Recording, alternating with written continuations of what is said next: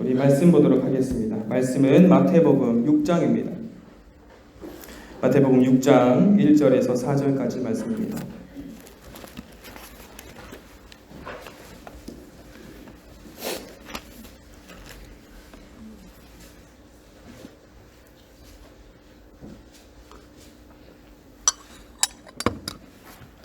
마태복음 6장 1절에서 4절까지 말씀. 다 찾으신 줄로 알고 저와 함께 한 목소리로 합독하도록 하겠습니다. 1절부터 4절까지 읽겠습니다. 시작. 사람에게 보이려고 그들 앞에서 너희 의를 행하지 않도록 주의하라. 그리하지 아니하면 하늘에 계신 너희 아버지께 상을 받지 못하느니라. 그러므로 구제할 때에 외식하는 자가 사람에게서 영광을 받으려고 회당과 거리에서 한 것 같이 너희 앞에 나팔을 불지 말라. 진실로 너희에게 이르노니 그들은 자기 상을 이미 받았느니라. 너는 구제할 때에 오른손이 하던 것을 왼손이 모르게 하여 내 구제함을 은밀하게 하라. 은밀한 중에 보시는 너희 아버지께서 갚으시리라. 아멘. 네, 오늘 말씀은 자기 상을 이미 받았느니라 라는 제목으로 마태복음 6장의 말씀을 한번 살펴보고자 합니다. 마태복음 6장 우리가 이제 지금 읽었던 본문의 말씀은 외식을 주의하라는 예수님의 가르침입니다. 예수님의 가르침이신 외식을 주의하라라는 그 말씀을 지금 우리에게 말씀해주고 계시는데, 이 말씀은요 이제 구조가 있습니다. 지금 1절에 나타난 6장 1절에 나타난 사람에게 보이려고 그들 앞에서 너희 의를 행하지 않도록 주의하라. 그리하지 아니하면 하늘에 계신 너희 아버지께 상을 받지 못한다라고 얘기를 합니다. 그러고 나서 외식하는 자들을 이제 간략하게 지금 본론에 들어가기 전에 간략하게 말씀을 드리자면, 외식하는 자 너희들은 이미 이 땅에서 상을 받았다라고 얘기를 해요. 그리고 예수님께서 그 뒤에 가면서 19절에 보시면, 우리 성경에 보시면 소제목이 있습니다. 그죠? 다 있으시죠? 소제목이 있어요. 그 소제목이 무엇인지 보이시죠? 있으니까 뭐냐고 되어 있냐면 보물을 하늘에 쌓아두라라는 거예요. 그러니까 6장 1절에서 4절까지의 내용을 지금 풀어내고 계신 내용이에요. 그러니까 1절의 결론이, 너희는 이 땅에서 외식하는 자들과 같이 하면 그들은 이미 이 땅에서 상을 받은 자들이기 때문에 하나님께 받을 상이 없다라고 1절에 말씀하시고, 그러니 너희는 하늘에 보물을 쌓아두라라고 얘기하고 있다는 거예요. 그러니까 이것에 대한 지금 내용이 뒤에 쭉 설명이 되어 있다는 얘기입니다. 자, 이제 본문의 말씀을 들어가면 이미 상을 받았다라는 내용, 그리고 외식하지 말라라고 말씀하시는 예수님의 가르침에 대해서 먼저 우리가 살펴볼 것은 우리 인간에 대해서 한번 좀 살펴야 합니다. 우리 인간이 어떤 존재인가? 단순히 죄인이고 연약한 자들, 하나님의 은혜가 없으면 살아갈 수 없는 존재, 그리고 하나님의 은혜가 아니면 우리는 죽어야만 하는 존재. 이 죽음이 바로 지옥에 가는 영원한 죽음, 영생의 반대말, 영원한 죽음에 이르는 그러한 우리 존재라는 것을 우리가 알 것이 아니라, 지금도 여기 계신 저와 여기 계신 모여 계신 우리 소망교회에 여러 앉아 계신 성도님들은 이미 하나님께 무엇을 받은 자들이십니까? 구원을 받으신 자들입니다. 근데 우리는 여기서 주의해야 할 것은 뭐냐면요, 교회에서 저희도 목회자들도 마찬가지고, 교회 안에서 교회 한 성도라는 이름의 공동체가 착각하고 있는 것이 무엇이냐면, 나는 이미 구원받았는데 나는 하나님께 의로운 자라고 칭함을 받았으니 나는 입술로는 나는 죄인이라고 고백하지만 우리의 행위는 죄인이 아닌 것처럼 생각하고 삶을 살아간다라는 것이죠. 여기서 우리가 죄인이라고 하는 것은, 이제 저희 고등부 아이들은 지금 배워서 알고 있지만, 우리가 죄인이라고 했을 때에는 단순히 죄를 지었는데 지금은 우리가 선한 행실을 아무렇지 않게 내가 원하는, 내 의식적으로 나의 능력으로 선한 일을 행할 수 있다라고 생각하는 것이 바로 착각이라는 것입니다. 지금도 우리는 여전히 무엇입니까? 죄인입니다. 우리가 하나님 앞에 의롭다라고 칭함을 받은 건 잘 아시죠? 의인. 거기서 이제 의신칭의라고 합니다. 하나님께 의롭다함을 칭함받다라고 하는 이신칭의가 있는데, 이 이신칭의, 의인이라고 하는 이 용어는요, 법정적 용어입니다. 무슨 뜻인지 아시겠나요? 법정에서 사용되는 용어예요. 그러니까 단순히 그냥 어떤 우리 일상생활에서 사용하는 용어가 아니라 법정 앞에서, 판사 앞에서 그 법정의 용어 중에 하나가 바로 이신칭의, 의인이라는 것입니다. 그러니까 이게 뭐냐면요, 우리 재판타 아시잖아요. 그러니까 한 살인자가 있습니다.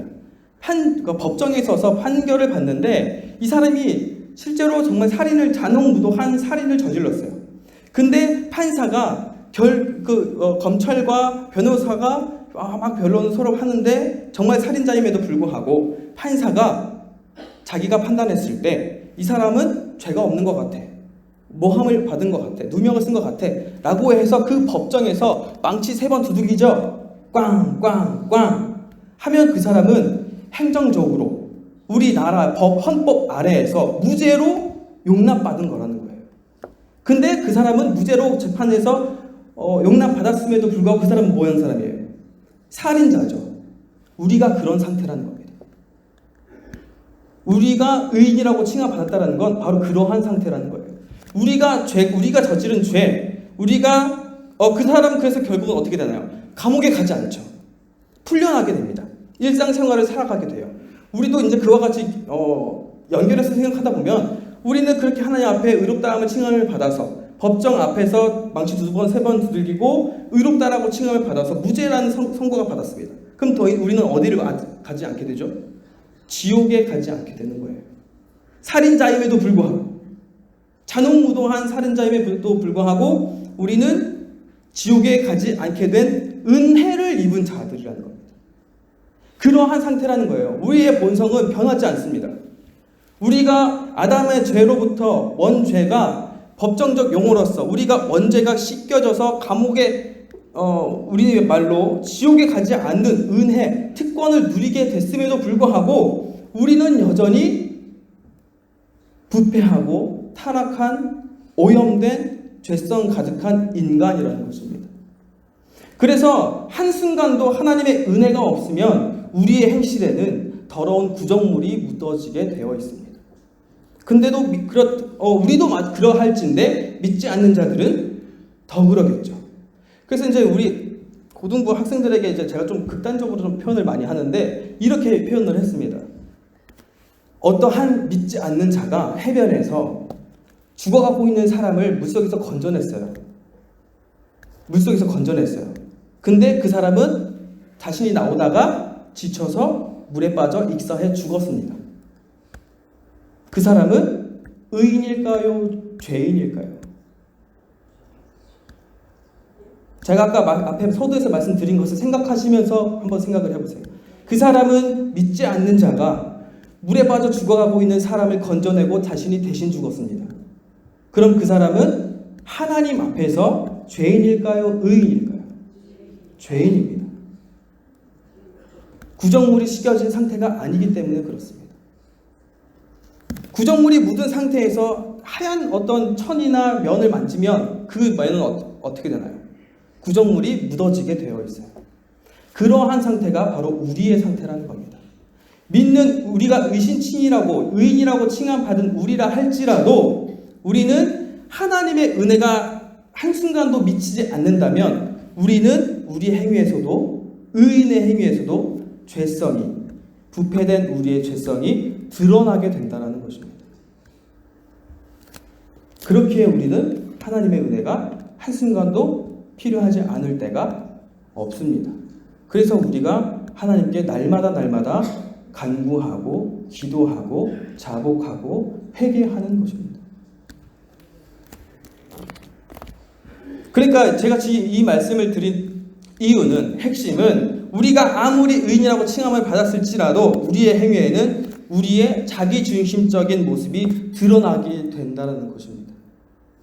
우리가 선한 일을 행할 때에도, 우리가 어떤 남을 돕는 일에서도 우리가 심지어는 하나님의 전인 이 자리에서 교회를 위한 어떤 헌신을 할 때에도 우리가 하나님의 은혜를 힘입지 않고서는 우리 행위 안에는 나의 자기 중심적인 모습이 드러나게 된다라는 것이죠.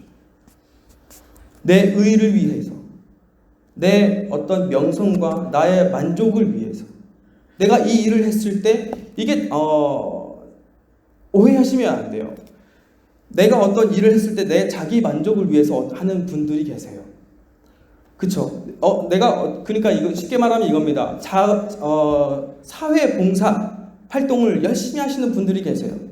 아무런 대가를 바라지 않더라도, 받지 않고 그런 사회 봉사 활동을 열심히 하시는 분들이 계시는데, 그분들도 역시 눈에 보여지는 대가를 역시 받지 않지만 그들 마음에 그 일을 통하여 얻어지는 자기의 만족이 있기 때문에 그 일들을 행한다는 것입니다. 왜 자기의 만족이 나쁩니까? 나쁘지 않죠. 그렇지만 우리는 세상 사람들과 구별된 하나님의 그리스도인들입니다. 우리는 기독교적인 성경적인 세계관을 가지고 사는 사람들이에요. 기독교적이고 성경적인 세계관을 가진 그리스도인들은 자기 중심적 좋습니다. 그렇지만 우리 인간의 하나님께서 창조하신 인간 창조의 목적이 무엇이냐에 달려 있습니다. 우리 신앙생활에도 하나님께서 창조하신 인간 창조 목적의 원리에 따라 우리는 삶을 살아내야 되고 우리의 교회를 향한 헌신과 목적이 있어야 되는 거예요. 그것이 무엇이냐면 하나님을 영화롭게 하고 영원토록 즐거워하는 것입니다. 하나님께서 우리 인간을 창조하신 목적이 바로 이거라는 거예요. 웨스트민스터 소요리 문답 제1문 1답이 바로 이것입니다. 우리 인간의 목적이 무엇입니까? 우리 인간의 목적은 하나님을 영화롭게 하고 세세토록 즐거워하는 것입니다. 이게 바로 첫 번째 문답이에요. 성경에서 가장 중요한 문답이 바로 인간의 목적이라는 거예요. 우리 삶의 목적이 우리의 안위와 우리의 명성과 나의 외식을 위해서 물질의 어떤 풍족함을 자기 만족을 위해서가 아니라 세상 사람들은 자기 만족 뭐가 나쁘냐라고 얘기할 수 있지만 제가 말씀드렸죠. 우리는 성경적인 세계관, 기독교적인 세계관을 가지고 사는 사람들이라는 거예요. 그러한 세계관 속에서는 자기 만족은 저 멀리 있는 겁니다. 첫 번째가 되는 것은 바로 하나님의 영화로운 것, 하나님을 즐거워하는 것, 바로 그게 우리 인간의 목적입니다. 그러니까 그거예요. 우리는 한순간도 우리의 영광이 아니라 바로 하나님께 영광을 돌려야 하는 삶을 살아야 하는데 하나님께 영광이 돌려져야 하는 그 순간에 바로 하나님의 자리에 하나님이 아닌 내가 들어갈 수 있다라는 얘기예요. 그래서 그것을 주의하라는 것이죠. 자기 만족 좋죠. 그렇지만 그것보다 하나님의 영광을 위해서, 하나님을 즐거워하기 위해서, 나의 의를 드러내고 싶어하는 것이 바로 인간의 속성입니다.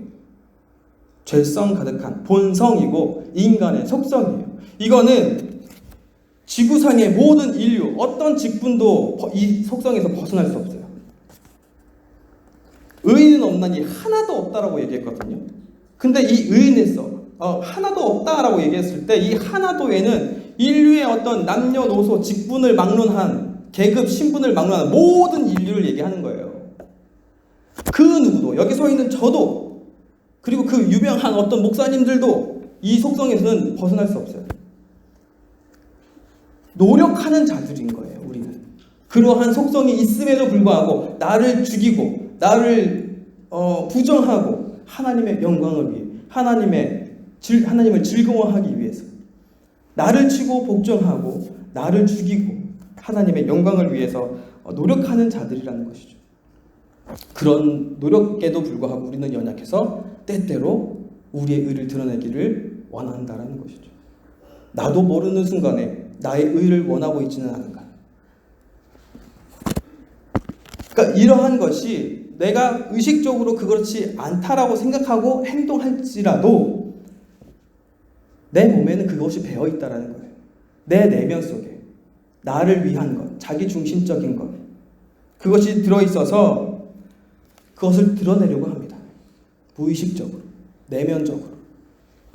본문에서는 이것을 넘어서서 오히려 무의식적으로가 아니라 내면적으로가 아니라 사람에게 보이려는 모습을 지금 하나님께서는, 예수님께서는 주의하고 있는 것입니다. 나의 의를 드러내지 않는다고 얘기를 하지만 사람들은 속이기 쉬워요. 하나님을 위해서야, 남을 위해서야 라고 말하고 행동을 하면 다른 주변에 있는 사람들은 속이기 쉽습니다. 왜냐하면 내 속을 모르기 때문에. 들여다볼 수 없잖아요, 내 속은. 남들은 속일 수 있어요. 그렇지만 나 스스로는 속일 수가 없습니다. 나는 나를 알잖아요. 근데 여기서 더 무서운 건 나도 나를 속이게 됩니다. 이것이 그렇다라고 생각하고 거짓말로 그렇게 생각하고 행동하고 그것이 더 나아가서 발전하다 보면, 왜 성경에서 그런 얘기 하잖아요. 양심에 화인 많은 자. 그게 몰라요. 나도 나를 속이게 돼요. 그러면 아무도 모르는 거예요. 내 주변 사람도 나 스스로도. 그게 정말 그것이 하나님의 영광을 위해서 한다고 생각하는 거예요. 하나님의 영광을 위해서, 하나님의 이름을 위해서 나 스스로를 속이게 됩니다. 이게 바로 성경에서 말하는 화인 맞은 자의 모습이에요.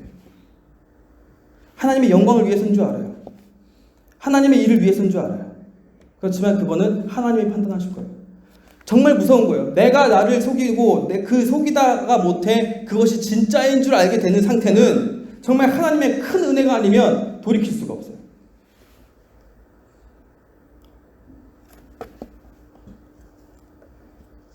그래서 항상 우리는 나 자신을 거울이라고 칭하는 말씀과 그리고 기도로 우리를 성찰하는 시간이 굉장히 중요하게 필요합니다. 그래서 우리가 말씀을 묵상하고 기도하는 거예요. 기도는 우리의 원하는 것을 요구하는 시간이 아닙니다. 하나님의 말씀을 청종하고 하나님의 일을 깨닫기 위해서 내가 하나님의 일을 도와달라고 우리 기도하는 것이 내 요구를 하는 시간이 아닌 것이에요. 그래서 오늘 본문의 말씀에 기도의 모범도 등장합니다. 이게 왜 여기 같이 들어있는지 한번 생각을 해보세요.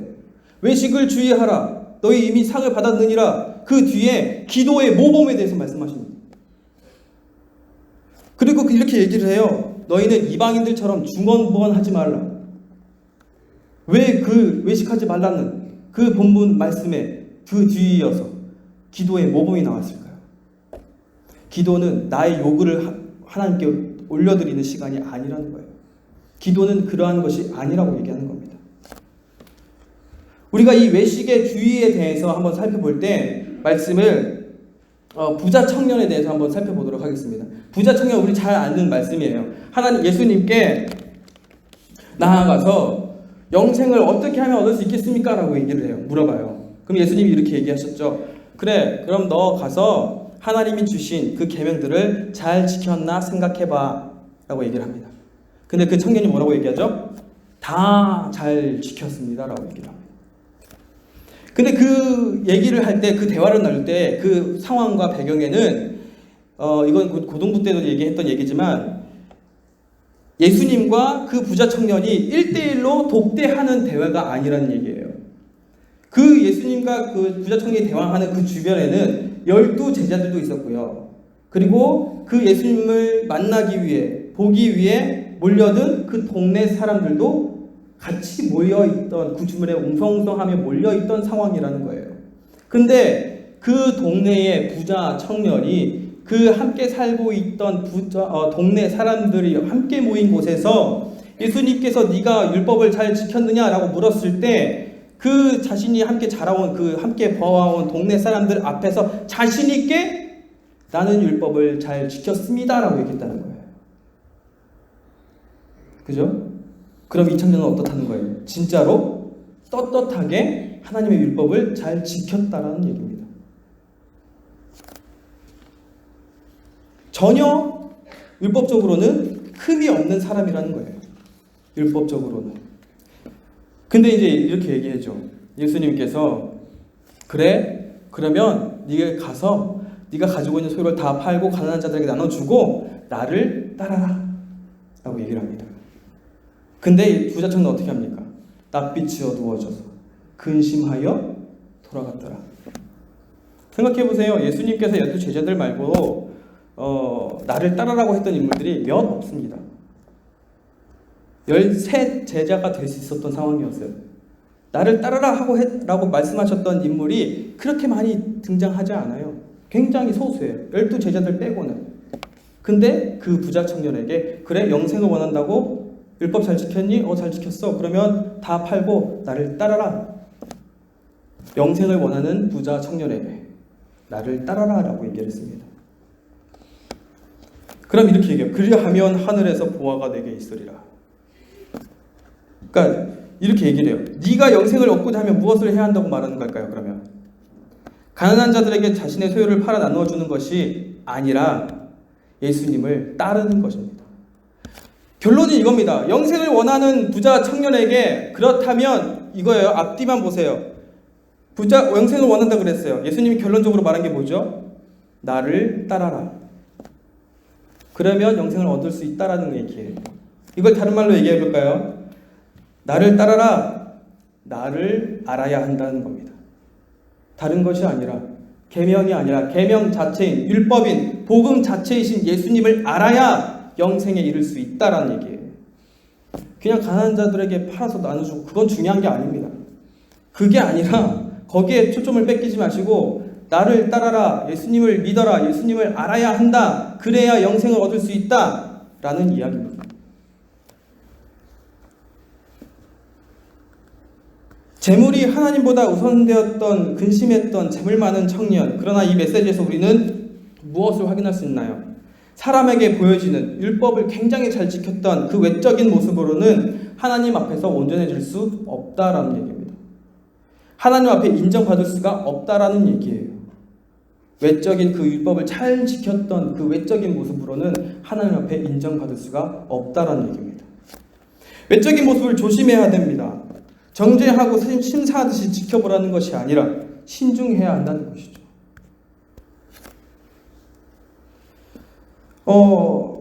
이러한 외식에 가득 찬 이 모습들을 성경에서는 위선자라고 부릅니다. 위선자. 칼빈은 이에 대해서 이렇게 얘기했는데 세상에는 위선자들이 가지가지라고 얘기를 합니다. 이렇게 얘기를 해요. 먼저 양심의 가책을 받으면서도 그러한 악을 숨기고 멀쩡한 사람으로 행세하는 철면피가 있는가 하면 하나님 앞에서도 완전한 의를 주장할 정도로 낯간지러운 자기 만족에 빠져있는 사람도 있고 하나님의 선과 영광에 대해서는 아랑곳 없이 스스로 덕스럽다는 평판을 얻으려고 선행을 베푸는 자들이 있다. 우리가 읽었던 이 본문의 말씀에는 마지막의 모습처럼 선행을 베푸는데 참된 덕에 대해서는 관심이 없고 경건하고 정직한 하나님의 경배자로 나타나기 위해서 또 다른 가면을 뒤집어 쓰는 자들을 위선자라고 얘기를 합니다. 이 자들을 성경에서는 또 이렇게도 표현해요. 사꾼이라고 표현합니다. 요한복음 10장 12절에 사꾼에 대한 말씀이 나와요. 근데 이 사꾼을 히브리어로는 사키르라고 얘기하고 헬라어로는 미스도토스라고 얘기를 합니다. 이 뜻은 뭐냐면 고용하다라는 뜻이에요. 사꾼은. 그러니까 무언가 보상을 바라는 일꾼들이라는 겁니다. 보상을 바라는 일꾼들. 본문에 나타난 외식하는 자들이 바로 이러한 자들입니다. 오늘 본문에 나타난 이들은 이 땅에서의 존경과 명예와 권위욕과 물질과 모든 보상을 이 땅에서 받고자 했습니다. 신약 성경에는 이러한 보상을 바라는 사꾼을 맡은 의무에 소홀하면서 대가에만 욕심을 내는 신실하지 못한 주의 종을 말하고 있어요. 오늘 본문에 비춰서 말해보면 하나님께 온 마음과 정성과 뜻 다하여 영광을 돌리는 인간 자체의 고유 목적에 따라서 하나님을 영화롭게 하는 것이 아니라 자신의 영광을 위해서만 그 직무를 감당했다라는 것입니다.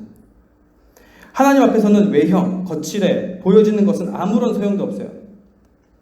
마음의 중심을 보시는 하나님, 마당에 땅만 밟으러 오는 그 자들을 향하여 경고하셨던 하나님, 이 땅에서의 보상이 아니라 우리의 목적대로 하나님을 영화롭게 하는 것, 즐거워하는 것, 그 목적대로 살아간다면 아무도 그 선한 것을 알아주지 않을지라도 내가 행한 것이 아무런 빛을 보지 못한다 할지라도 혹시나 그것 때문에 마음이 상한다 할지라도 하나님께서는 우리에게 분명히 무엇인가를 약속하셨어요. 우리는 이것 때문에 누군가를 알아주지 않아도 위로가 되고 견딜 수 있고 인내하는 겁니다. 우리 기독교에서 성경에서 하나님과의 우리 언약은 얼마나 중요한지 몰라요. 하나님과의 우리의 관계를 성경에서는 혼인 관계로 묘사합니다. 아시죠? 많은 예수님께서 처음 공생에 시작하실 때도 가나안 혼인잔치에서 시작을 하셨고, 그리고 이스라엘 백성들, 구약에서도 이스라엘 백성들 배교한 나를 등지는 이스라엘 백성들을 향하여 음녀라고 합니다. 음탕한 자들이요, 음녀요, 음부에 빠진 자들이요, 이렇게 얘기해요. 이 음녀라는 거는 간음한 여인들을 지칭할 때 사용하는 용어예요. 이제 이거는 좀 우스갯소리지만 우리가 결혼 생활을 다 지금 하고 계시잖아요. 대부분 우리 학생들 빼고는 결혼 생활을 할 때 우리는 사랑으로만 이 결혼 생활을 영위하는 것이 아닙니다. 그럼 무엇일까요? 우리가 무엇으로 부부의 관계를 유지할 수 있을까요? 사랑은 그렇죠. 우리 처음 연애하셔서 결혼하신 분들 처음 이제 남녀가 만나서 이제 사랑을 하잖아요. 그때의 사랑과 지금의 사랑을 비교해 보세요. 똑같은가? 똑같이 뜨거운가? 불길과 같은가? 그렇지 않잖아요. 그렇지만 우리는 부부 관계를 정상적이라면 유지해 가고 살아갑니다. 근데 그 근거가 무엇이냐는 거예요. 그것을 우리는 성경에서도 확인할 수 있어요. 하나님께서 우리와 이스라엘 백성들, 우리와 하나님과의 관계를 언약, 혼인의 관계로 묘사를 많이 하십니다. 성경 안에 그게 굉장히 가득 들어있어요. 혼인 관계. 그리고 신약에서도 예수님께서 비유하실 때 신부들, 순결한 신부들로 묘사하고 신랑으로 묘사하시잖아요. 그게 왜 그럴까요? 아주 중요한 게 있어요. 우리가 결혼할 때 결혼식 의식 중에 무엇을 하나요? 혼인 서약을 합니다. 약속을 해요. 흔히 아시는 검은머리 팥뿌리가 되도록 당신을 아끼고 지키고 사랑하겠습니다 라고 많은 사람들 앞에서 그 사람들이, 하객들이 증인이 되는 거예요. 그냥 단순히 구경꾼들이 아니라 그 혼인 서약의 증인이 되는 겁니다.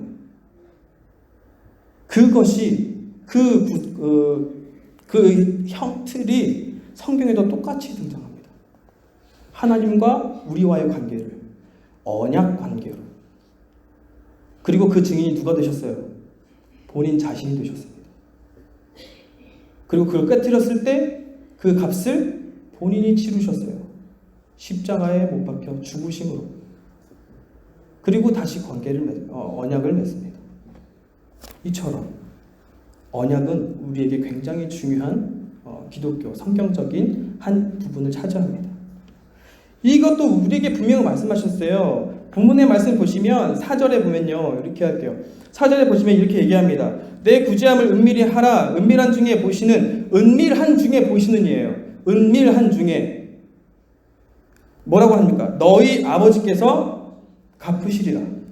6절에 은밀한 중에 계신 내 아버지께 기도해라.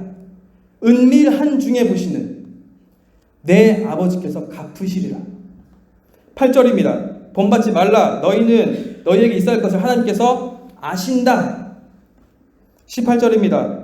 마지막 하반절 보세요. 은밀한 중에 보시는 네 아버지께서 갚으시리라. 하나님께서 갚아주신다고요. 누가 몰라도, 아무도 몰라도. 그래서 기도할 때 이렇게 얘기하잖아요. 외식적으로 기도하지 말라라고 얘기하면서 차라리 골방에 들어가서 기도하라는 얘기가 바로 그거예요. 너희들 사람 앞에서 보면 너희는 인간이기 때문에 사람 앞에 자꾸 보이려고 하는 그 죄성이 자꾸 나오니까 그럴 바에는 차라리 아무도 없는 골방에서 기도하라는 뜻이에요.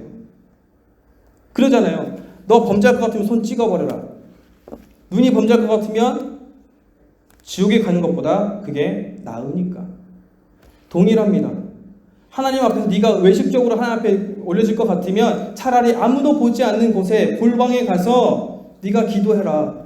외식하지 말고 사람들에게 보이려고 하지 말고 아무도 없는 곳에 가서 기도해라. 그런 뜻입니다. 하나님께서 갚으실 것이기 때문에 너희는 그들과 같이 외식하는 자들과 같이 이 땅에서 그런 모든 정욕, 소유욕을 버리고 그것을 하늘에 쌓아두라라고 지금 얘기하고 있는 거예요. 19절. 그러니까 6절의 내용은 7장의 내용까지 쭉 이어지는 내용이에요. 그러한 맥락으로 7장까지 보셔야 되는 거예요. 외식을 주의하라. 이러한 맥락으로 7장까지 보셔야 되는 거예요. 19절부터 그렇게 말씀하시잖아요. 20절에 오직 너희를 위하여 보물을 하늘에 쌓아두라. 거기는 종이나 등록이 해하지 못하며 도둑이 구멍을 뚫지 못하고 도둑질도 못한다. 그리고 그리고 이거 중요해요. 그러고 나서 21절에 내 보물 있는 곳에 네 마음도 있다라고 얘기를 하거든요. 네 보물이 있는 곳에 네 마음도 있다라 그래요. 근데 우리는 이거죠. 이렇게 표현하잖아요. 내가 물질이 있는 곳에 마음이 있다고 그렇게 얘기하죠. 근데 이 말씀의 의미가 뒤에 나와요. 뭐냐면 24절에 한 사람이 두 주인을 섬기지 못할 것이니 혹 이를 미워하고 저를 사랑하거나 혹 이를 중히 여기고 저를 사랑하거나 혹 이를 중히 여기고 저를 경히 여김이라. 중요한 여기서 너희가 하나님과 재물을 겸하여 섬기지 못한다. 그러니까 이제 앞에서 이렇게 얘기했죠. 보물을 하늘에 쌓아두라라고 얘기했잖아요. 그런데 그 보물이 있는 곳에 네 마음이 있다라고 얘기를 했어요. 그리고 24절입니다. 재물과 하나님을 동시에 섬길 수 없다라고 얘기를 해요. 그럼 하늘에 보물을 쌓아두라라고 했던 이 보물이 무엇일까요? 이 땅에서 썩어질 그 물질이 하늘에 쌓아두라. 하늘에도 사용되는 화폐가 있어가지고 하늘에 쌓아두라는 소리가 아니라 바로 이겁니다. 하나님입니다.